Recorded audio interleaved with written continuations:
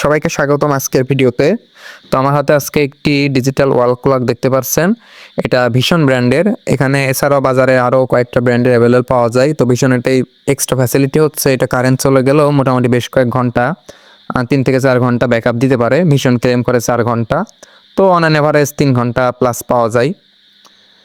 তো এই ঘড়িটার আজকে যে টপিকটায় এখানে আপনাদের এই ঘড়ি হোক বা অন্য মডেল ব্র্যান্ডের ঘড়ি হোক, যে কারেন্ট চলে গেলে ডেট এবং টাইম ঠিক থাকে না, এই সমস্যার সমাধানের জন্য আজকে এই ভিডিওটা।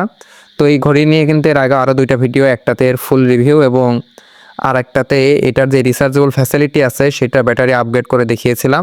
তো আজকের টপিকটা মূলত যে বললাম যে ডেট টাইম ঠিক থাকে না, অর্থাৎ সিমস ব্যাটারি আমরা চেঞ্জ করব, যেটার জন্য আর কি ডেট টাইম ঠিক রাখার জন্য যেটা আর কি দায়ী।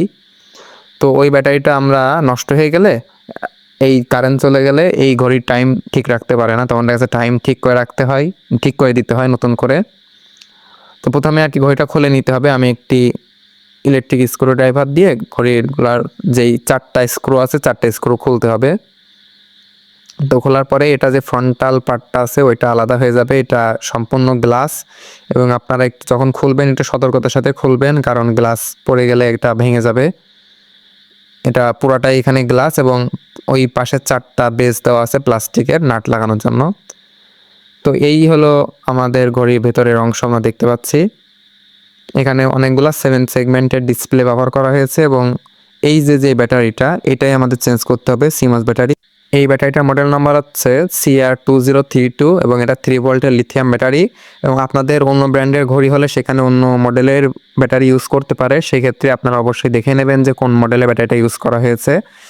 এবং এই ব্যাটারিগুলো আপনাদের আশেপাশের যে ঘড়ির দোকান আছে, হাত ঘড়ি চেঞ্জ করে ব্যাটারি যেখানে ওখানে পেতে পারেন, অথবা মোটামুটি বড়সড় ইলেকট্রিক শপেও ব্যাটারিগুলো পাওয়া যায়।